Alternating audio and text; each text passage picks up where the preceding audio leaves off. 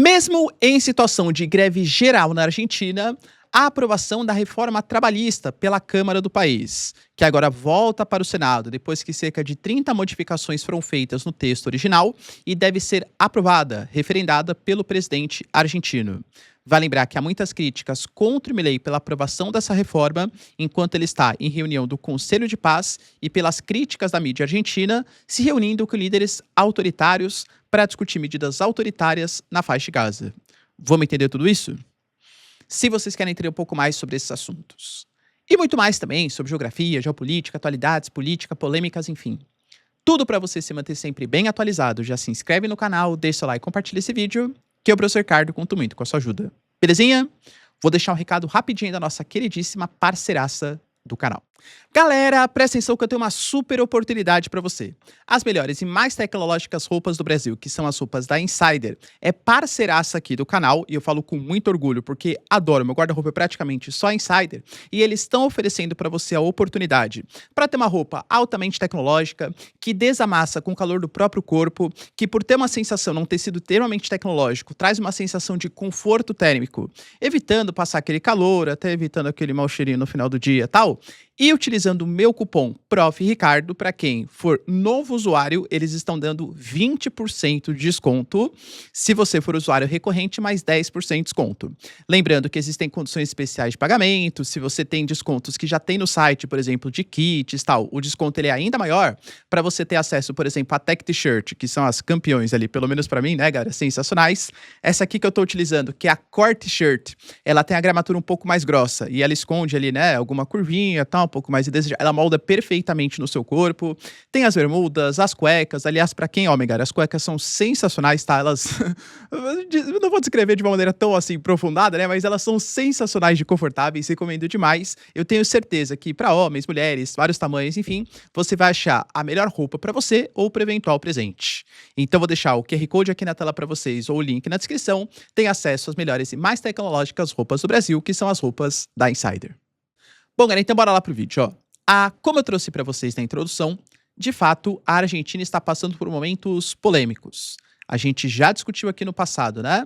Que há alguma polêmica em relação aos dados da Argentina com interferências na maneira como se mede a inflação do país. Isso gerou críticas de ingerências do Milei em órgãos estatais. E lembrando que essas críticas não pesam somente contra o Milei. A Cristina Kirchner, presidente ali de esquerda, né, antiga opositora do Javier Milei, também era acusada de interferir em órgãos, mas a ideia é que o Milei, ele prometia ser anti-establishment, prometia ser antipolítico, prometia acabar com a corrupção do país, e há críticas das interferências. Qual que é a ideia? A maneira como a Argentina mede a inflação, tinha ainda produtos na cesta, que eram DVDs, que eram telefones fixos, coisas que não fazem mais sentido para a realidade atual da Argentina. Então mudaria a maneira como se mede com plataformas de streaming, com serviços mais modernos, e claro, né? Se você vai mensurar de uma maneira nova em 2025, também teria um cálculo retroativo para 2024, 2023, 2022 e por aí vai, para ficar um pouco mais fidedigno, porque não é justo você fazer uma metodologia para 2024 e outra para 2025, porque os resultados poderiam ser diferentes. Mesmo assim, o Milei falou que era inaceitável, porque isso poderia fazer com que os dados da inflação da Argentina piorassem, e piorassem também a percepção da população em relação ao seu governo. Além disso, talvez a coisa mais polêmica, lembrando que estamos falando de um país que é chamado de a França da América do Sul, porque a França tradicionalmente é conhecida pela forte atuação dos seus sindicatos, dos protestos. A França fala-se que é um país irreformável, né? Porque é muito difícil aprovar reformas da Previdência, reformas trabalhistas, tal. E a Argentina, ela tem um passado histórico muito forte nessa questão trabalhista, até por conta do Perón, cara. O Perón talvez tenha sido, junto com Getúlio Vargas aqui do Brasil, os dois presidentes mais trabalhistas da história da América do Sul. Pois bem, em meio a toda essa polêmica que a gente já vê exatamente quais foram os pontos aprovados e por que eles são tão polêmicos, o Javier Milei não está na Argentina. Ele está participando da primeira reunião do Conselho de Paz que rolou sobre a presidência do Trump, inclusive com algumas acusações. Você pega ali o texto, galera, para vocês terem uma noção da ingerência que o Trump tem sobre esse Conselho de Paz. O Trump, ele define quais presidentes, quais representantes vão poder falar e exatamente o que eles vão poder falar e o que eles vão falar nesse conselho. Lembrando que os Estados Unidos, com o Trump, tem o poder para indicar o seu sucessor quando ele quiser, ou seja, é praticamente um cargo vitalício para definir, né, o Conselho de Paz, e também definir quais países farão parte ou não. Então, os Estados Unidos, o Trump, fala quem pode ou não fazer parte desse conselho. É fato que eu acho que ele esperava um sucesso um pouco maior. Na reunião de ontem, nós tivemos 27 países, sendo que pelas convenções ocidentais do que é uma democracia e o que é uma ditadura, nós tivemos 8 democracias e 19 governos considerados como ditaduras ou como autocracias. Dentre os pontos mais importantes que foram divulgados ontem, nós tivemos, por exemplo, a previsão de que alguns países vão mandar representantes tropas para estabelecer uma paz na faixa de Gaza. Então, Indonésia, Marrocos, Argentina, Cazaquistão, Kosovo e Albânia prometeram. A gente teve algumas promessas também do Bahrein, da Turquia, de fazer alguns planos com alguns tipos de ajuda, mandar trigo, mandar tecnologia, e também a promessa de que o Cazaquistão, o Azerbaijão, os Emirados Árabes, Marrocos, Bahrein, Catar, Arábia Saudita, Uzbequistão e Kuwait vão mandar 7 bilhões de dólares. Os americanos prometeram mais 10 bilhões de dólares, o que dá os seus 17.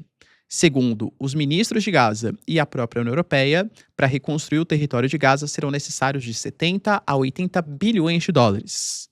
Vai lembrar que a ideia, né, é que nos primeiros 3 anos seriam necessários 20 bilhões, principalmente para solucionar as questões humanitárias mais urgentes. Para vocês terem uma noção, a gente tem hoje cerca de 85% dos edifícios que foram destruídos com o que Israel fez no território. São 55 milhões de toneladas de entulho, né?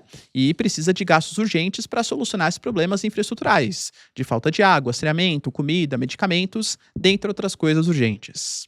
Professor, mas é uma proposta boa, pô, são 17 bilhões de dólares. E, novamente, galera, eu não sou contra você promover parcerias, tal, desde que você tenha o respeito pelas populações locais, pelos palestinos que ali ocupam.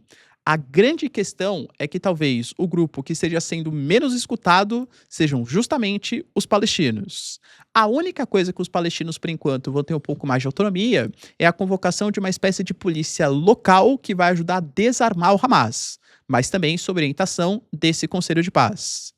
A ideia é que a faixa de Gaza, ela é muito estratégica, muito mesmo, tá? Já vou falar da Argentina, aproveita, tá? Mas só pra gente entender o que tá rolando. A faixa de Gaza, ela é muito estratégica. A faixa de Gaza, a gente tá falando de um território que tá próximo do mar Mediterrâneo, tem muito gás natural. Do ponto de vista religioso, histórico, cultural, cara, nem se fala então, né? Então, os anseios para investimentos são muito grandes. Por exemplo, Mark Rowan, que é um dos membros do conselho, é um grande empreendedor imobiliário dos Estados Unidos. Ele falou que o potencial é gigantesco e que precisa de segurança. E que, aliás, esse projeto vai começar em Rafah, que fica justamente na fronteira com o Egito, e por isso as operações militares para desarmar o Hamas ali. Ele falou que a costa da faixa de Gaza vale 50 bilhões, as residências mais 30 bilhões e custos de infraestrutura e potenciais em 30 bilhões. Estão levando internet de alta velocidade, alegando que são para pagamentos instantâneos, carteiras digitais, né, de pagamentos, para acelerar o comércio local e recuperar a economia. Mas são mostrados arranha-céus, ferrovias, portos, o Trump falando numa espécie de Riviera do Oriente Médio. Cara, para mim parece que estão querendo muito mais transformar a faixa de Gaza num resort com pouca autonomia da população local. E nem sabemos se a população local vai ter acesso financeiro aos destinos que estão dando para a faixa de Gaza do que qualquer outra questão. Por que houve críticas ao Javier Milei? Justamente pela participação da Argentina nesse conselho, porque é um conselho totalmente subordinado aos interesses americanos, porque o Javier Milei, em meio ao caos da Argentina, apareceu cantando, dando risada com o Viktor Orbán, com o Infantini também, né, o presidente ali da FIFA. E também porque ele prometeu mandar os capacetes brancos para fazer parte dessa coalizão, dessa ofensiva na faixa de Gaza, essa espécie de exército internacional que vai atuar junto à polícia palestina para pacificar o território. Indo para a reforma trabalhista, eu trouxe para vocês que o Senado argentino tinha aprovado por 42 votos a 30 a aprovação dessa reforma. Algumas coisas mudaram, mais ou menos ali 30 legislações, e a Câmara aprovou ontem, apesar dos intensos protestos, a greve geral que está sendo convocada na Argentina, enquanto Milei não estava no país. Dentre as propostas que foram mudadas, uma que era uma das mais polêmicas, tirou a questão, por exemplo, de reduzir o salário em 50% em caso de acidentes fora do ambiente de trabalho. Porque, imagina, por exemplo, eu sou professor, trabalho numa escola, aí tô sem estar relacionado ao trabalho, né. Tô, por exemplo, dirigindo, alguém bate no meu carro, quebrei a perna. Pô, agora eu vou ficar afastado, depende do tempo, né, por INSS, tudo tal, e eu vou ter o recebimento do meu salário. Pela legislação argentina que seria aprovada, isso foi retirado do texto. Se foi acidente no trabalho, beleza. Mas se foi acidente fora do trabalho, desconta 50% desse cara. Eu, particularmente, não acho muito justo, né? Mas, enfim. Dentre as propostas que foram aprovadas, a gente fala, por exemplo, de flexibilização das férias. Agora, pode ser fracionado em períodos de 7 dias. Então, o patrão que vai definir, né, o funcionário, se ele vai, você vai tirar férias 7 dias aqui, tempo mínimo de 7 dias, tá? Não pode também fracionar em 2 dias, tal. 7 dias aqui, 7 dias ali, 7 dias ali. Claro, ele fala que é um acordo comum entre o funcionário e patrão. Convenhamos que não existe muito essa livre negociação quando você depende do cara para pagar o seu salário para você conseguir se alimentar ou ter acesso à casa, moradia e por aí vai, né? Fala também, galera, de uma restrição de greve em setores essenciais. Então, alguns setores como saúde, transporte e tal, tem que manter o efetivo mínimo de 50 a 75% dos funcionários trabalhando, depende muito do setor. Só que lembrando, como eu falo para vocês, aqui no Brasil, claro que os sindicatos eles são importantes. Depois da reforma trabalhista, eles perderam bastante poder de barganha, justamente pelo fim da contribuição sindical obrigatória, né? Houve uma redução de mais de 95% das contribuições, desde deixou de ser descontado na folha de pagamento de maneira compulsória. Mas aqui no Brasil, os sindicatos eles são muito menos atuantes do que na Argentina. A Argentina tem um histórico muito forte da atuação sindical. Mais uma vez falo para vocês, a causa trabalhista com o Perón é muito forte, aliás, desde o Perón, né, muito forte. Tanto que essa proposta do Milei está sendo vista como um enterro das táticas peronistas. Também tem a questão da ampliação do período de experiência. Então, quando você contrata um funcionário, por exemplo, aqui no Brasil, você tem para ele uma experiência de 45 dias, prorrogável por mais 45 dias. Pô, não gostei desse funcionário, deu problema, tal. Você dispensa ele pagando pouquíssimos direitos. Agora, você quer dispensar ele, demitir ele no quarto mês, opa, passou do período de experiência, tem que pagar multa, FGTS, tal, um monte de coisa, né? Na Argentina, o período de experiência vai para 6 meses, em alguns casos pode chegar a 1 ano. Há também a questão da flexibilização da jornada de trabalho, porque a jornada é de 8 horas diário, mas agora, de acordo com o interesse do patrão, pode ir para 12 horas sem a necessidade de pagamento de hora extra. De acordo com o interesse do patrão, ele pode flexibilizar. Trabalha 12 horas num dia, trabalha 4 horas no outro, claro, né? Sem o pagamento de hora extra e formando essa espécie de banco de horas. A ideia também da mudança na negociação coletiva. Então, os sindicatos nacionais, eles perdem força em detrimento, por exemplo, de acordos entre patrão e empregado ou entre um coletivo de empregados municipal ou até mesmo estadual, provincial e não exatamente nacional. Tem a questão também da redução de pagamentos e indenizações em caso de demissão. Lembrando que depende da empresa, a indenização ela pode ser paga parcelada em até 12 vezes. Por exemplo, você trabalha no CLT aqui no Brasil direitinho. Se você for demitido sem justa causa, o patrão ele tem que pagar uma multa, né? Depende aí se ele vai dar aviso prévio ou não, enfim, mas uma multa. Vai ter que pagar a multa também de 40% em cima do FGTS e você vai ter direito de resgate do seu FGTS. Professor, mas está muito caro para o patrão. Mas o trabalhador, ele tem direito, né, a seguro-desemprego, tem direito a essa multa para fazer algum tipo de investimento, para ser uma espécie de salário extra, enfim, enquanto ele não consegue arranjar um novo emprego. Na Argentina, essa multa vai poder ser parcelada, depende do tamanho da empresa, em até 12 vezes. Há também um mecanismo para a regularização dos vínculos trabalhistas sem multas antecedentes. Então, se você tinha, por exemplo, um trabalhador que trabalhava informalmente para você, vai ter um aumento no cerco, então a fiscalização vai ficar maior, você tem que regularizar esse cara, mas você não precisa pagar o retroativo. Você pode fazer um pagamento mínimo ali de 30% do valor que seria devido para regularizar e fazer esse trabalhador ser um cara formal. Porque hoje a Argentina ela tem uma população economicamente ativa de 15,4 milhões, que é mais ou menos ali 51% da população. Só que mais de 40% trabalha na informalidade. E se trabalha na informalidade, é mais difícil recolher impostos, esse cara não contribui para a Previdência, para o INSS. Então, Milei alega que você flexibilizando, tornando mais barato para as empresas contratarem essas pessoas, até pode aumentar a arrecadação. Porque você não vai ter que ir para informalidade pelos altos custos trabalhistas.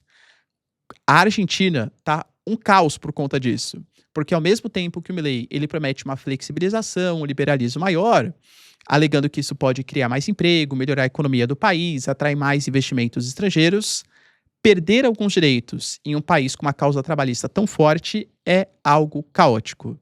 Outro ponto importante também é que o Milei ele está reprimindo muito as manifestações, inclusive desde quando a Patrícia Burit era ministra da Segurança, alegando que está proibido algumas manifestações em locais públicos, tal, e até recomendou para que os jornalistas também tivessem os devidos cuidados, porque a polícia ia reprimir os protestos, sim, de maneira violenta. Mais uma vez, enquanto ele está fora do país. E aí, galera, você acha que é uma boa essa reforma trabalhista do Milei? Deixa aí nos comentários, quero saber sua opinião. No mais, se vocês curtiram o vídeo, tamo junto, beijos, abraços e tchau, tchau.